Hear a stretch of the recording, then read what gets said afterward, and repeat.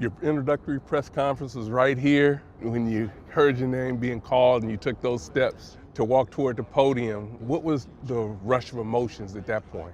It's for me a dream come true, and I always had my eyes set on this job. I mean, I am a home team homer. When I walked up across the stage and was greeted by Damon Evans, our AD, just so many emotions and thoughts and memories. And being back here, which, you know, I cut my teeth as a coach here. I've spent 11 of my 28 years in this business right here coaching for the Terps.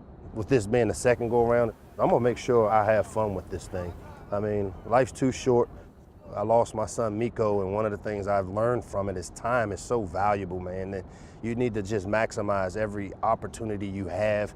Enjoy the moment, be where your feet are, and don't take yourself too serious. That's a Sabanism, be where your feet are. Be where your feet are, hey.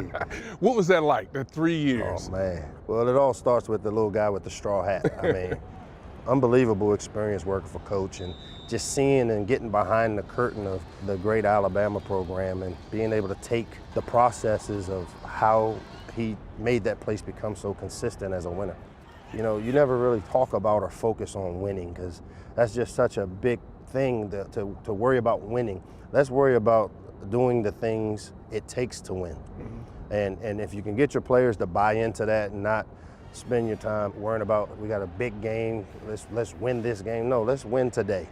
Let's win this rep in practice where I'm gonna utilize the techniques I'm taught and play with the effort in which I'm supposed to play with and have the discipline. That's what we practice for, we'll get it. I thought today was a good start for the Terps. I thought it was a good start, we gotta build on it. All right, here we go, everybody up. Go, family on three, man. 1, 2, 3, family! You know, you mentioned the loss of your son. Yeah. They lost a player here that you were also very close to. Right. As the team makes their way on the field, it's time for a moment of silence for number 79, Jordan McNair. Take me into that relationship a little bit because it's very unique in how you guys are supporting one another and still being huge supporters of Maryland. You know, the relationship is like what you said. It started as a relationship. You know, I've known, you know, Marty and I've gotten to know Tanya, two tremendous people. Through my recruitment of Jordan, I started the process of recruiting him.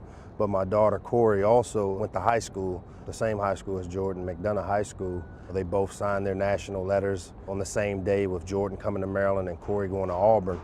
Marty and Tanya, unbelievable parents, unbelievable people. You know, we're next to Kia, they were the first people I called when I got offered the job. One, to share that I was offered the job, but two, to ask for their support, to know that I had them still behind me even though I was taking this job, because our relationship was forged prior to me taking this job.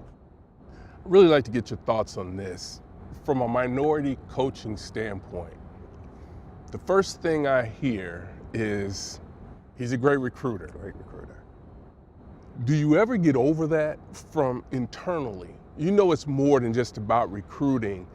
Your counterparts have talked about they're great offensive minds and they do this and, oh yeah, they can recruit, where you, the first thing, and some of your counterparts are, well, he's a great recruiter. Well, we don't know about the coaching side, right, but you've proven that you can do that side.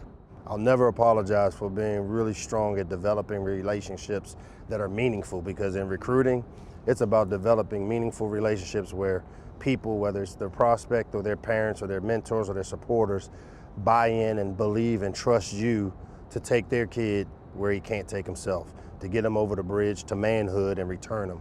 And if I've done a good job of that, I'm gonna ride that one till the cows come home. I mean, I'm a great recruiter.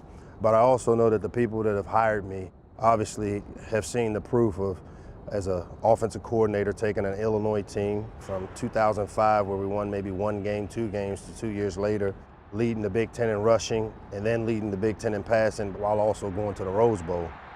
What we did at Alabama, and I can't take total credit for it. We had really good players, but we did do things that had never been done at Alabama before on offense.